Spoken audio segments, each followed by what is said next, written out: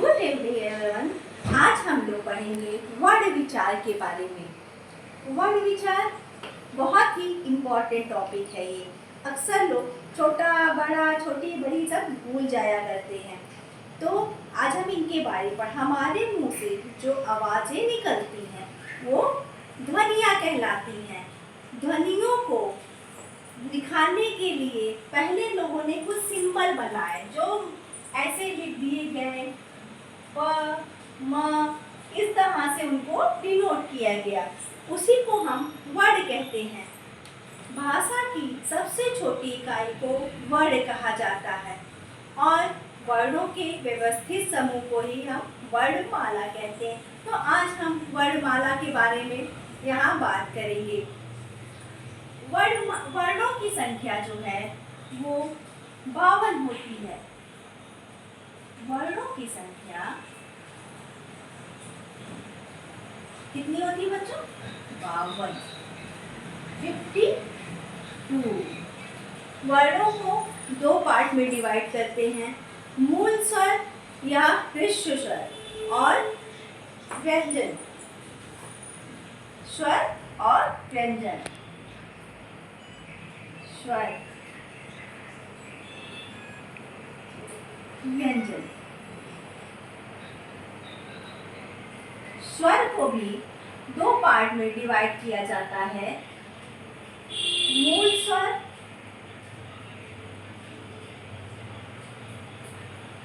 या ह्रस्व स्वर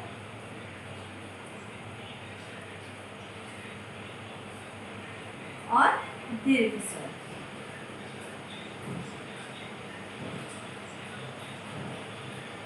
दीर्घ स्वर। जब छोटे बच्चे 6-7 महीने के होते हैं तो कुछ कुछ मुंह से आवाज निकालते हैं, थोड़ी बहुत आवाज निकलती, तो लोग कहते हैं माँ बुला रहा है।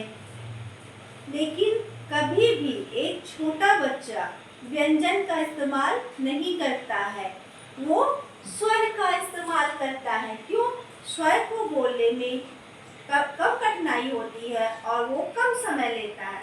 व्यंजन को बोलने में हमारे गला जो है पूरी तरह से उसके लिए विकसित होना चाहिए, क्योंकि देखिए का वर्ग जो है व्यंजन में का वर्ग जो होता है वो कंठ से बोला जाता है, चा वर्ग तालों से बोला जाता है। एक छोटे बच्चे का वो सिस्टम इतना विकसित नहीं होता 6-7 महीने के बच्चे का कि वो पहले व्यंजन बोल पाए, वो पहले स्वर ही बोलता है। ठीक है, अब हम पढ़ते हैं मूल स्वर। मूल स्वर कितने होते हैं? मूल स्वर 4 होते हैं। छोटा, छोटी, छोटा, री।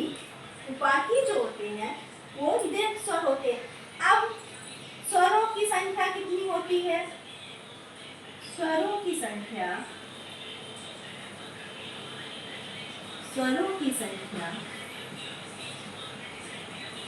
11 होती है, 11, जिसमें मूल स्वर,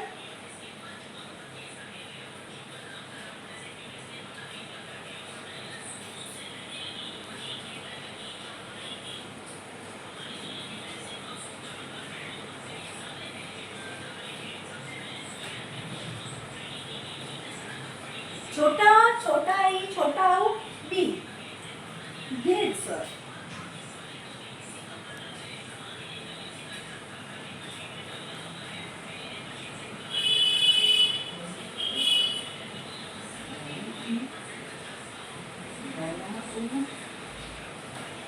ए,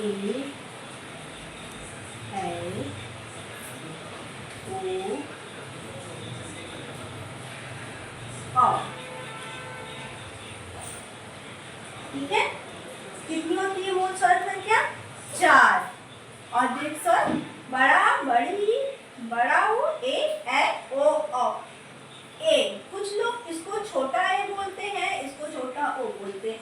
इसका मतलब ये नहीं है कि ये मूल स्वर होगा छोटा बोलने से, ये है दीर्घ स्वर ही। ओके, अब आप सोच रहे होंगे कि हमने यहाँ अंग और आहा का तो नाम ही नहीं लिया है। तो अंग और आहा जो होते हैं बाबू बेटा, अंग, आहा, ये क्या है? ये अयोगुआ है। क्या है? अयोगुआ।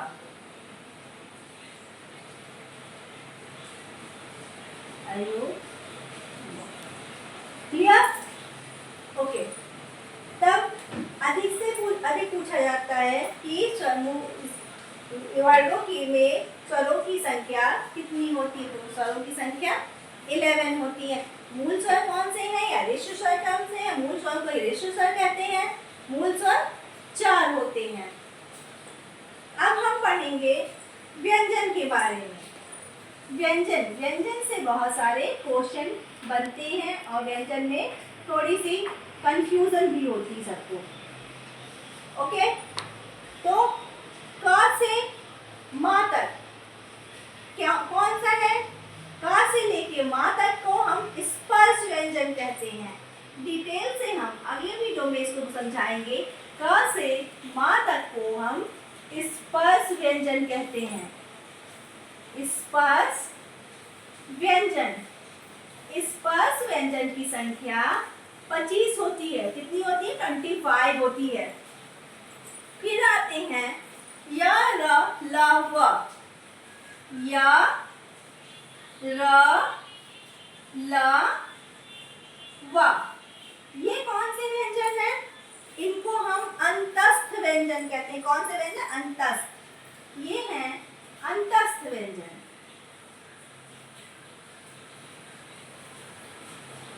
अंतस्थ व्यंजन, इसमें इंपॉर्टेंट ये है, ये पहला य और ये व, इसको हम अर्ध स्वर कहते हैं। अधिकतर क्वेश्चन आता है कि अर्ध स्वर किसे कहते हैं? तो य और व को अर्ध स्वर कहते हैं। क्यों कहते हैं? क्योंकि ये जो है इनके उच्चारण में स्वरों से अधिक समय लगता है और व्यंजन से कम समय लगता है, इसीलिए हम इनको य और व को अर्ध स्वर कहते हैं। अर्ध स्वर।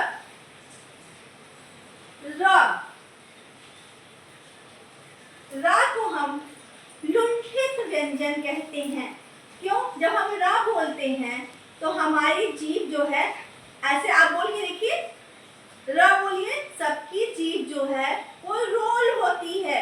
र बोलते हुए जीभ रोल होती है, इसलिए इसको लुंठित व्यंजन कहते हैं। रा को क्या कहते हैं? लुंठित व्यंजन। लुंठित व्यंजन। ला, ला को हम पार्श्विक व्यंजन कहते हैं। पार्श्विक व्यंजन क्यों कहते हैं? पार्श्विक क्यों कहते हैं? जब हम ला बोलते हैं तो जो वायु निकलती वो साइड से निकलती। आपने सुना होगा लता मंगेशकर क्या कहते हैं? वो पार्श्व गायिका है ना। क्यों? पार्श्व का मतलब तो साइड से वायु निकलती है। बोलने का सब खेल वायु का होता है। जहां हमारी वायु रुकती है वो वर्ड जो है, वो व्यंजन जो है उसी जगह से निकलता है। जैसे हम बोले क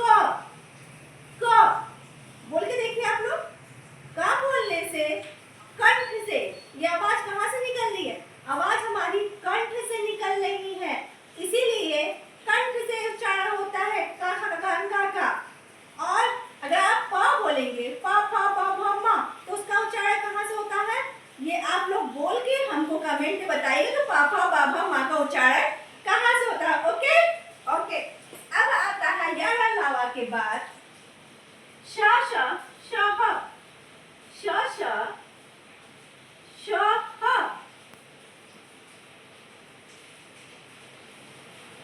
ये जितना कठिन लगता है इसको पढ़ने में उतना मजा भी आता है। पढ़ाई को आप लोग एंजॉय की तरह कर लेंगे, मजे की तरह समझ के पढ़ेंगे तो आपको कभी भी भूलेगा नहीं। ओके। श श श ह। बहुत लोग उसको बोल ही नहीं पाते हैं, अंतर ही नहीं समझ पाते हैं कि बड़ा सा क्या है, ये मूर्धन्य सा क्या है, कैसे बोलेंगे। तो देखिए ये क्या, कौन से व्यंजन हो गए? ये आपके हो गए ऊष्म व्यंजन। ऊष्म व्यंजन। ओके, क्लियर ना? श श श ह। इसके बाद क्या आता है? आपका आता है व्यंजन छ त्र य श, छ त्र य श। ये क्या है? ये है संयुक्त व्यंजन। ये दो व्यंजनों के मिलने से बनता है, इसलिए इसको कहते हैं हम संयुक्त व्यंजन। क्लियर? श्रा, इसमें पूछता है मिश्रित व्यंजन कौन सा है, तो मिश्रित व्यंजन कौन सा है इसमें? श्रा। श्रा क्या है आपका? श्रा आपका मिश्रित व्यंजन है। मिश्रित व्यंजन। तो आज आपको ये आउटलाइन समझ में आ रही, कुछ इंपॉर्टेंट टॉपिक हमने आज आपके लिए क्लियर कर दिया है। बाकी हम इसको अच्छे से व्यंजन को, हर पार्ट को इसके कि कैसे क्या होता है, कहाँ से कैसे बोला जाता है, कौन सा उच्चारण स्थान है, लेकिन आप पापा बाबा माँ का उच्चारण स्थान हमको कमेंट में जरूर भेजेंगे। ओके, कल हम अपने वीडियो में आपको इसके आगे अच्छे से एक्सप्लेन करेंगे। Okay, good night.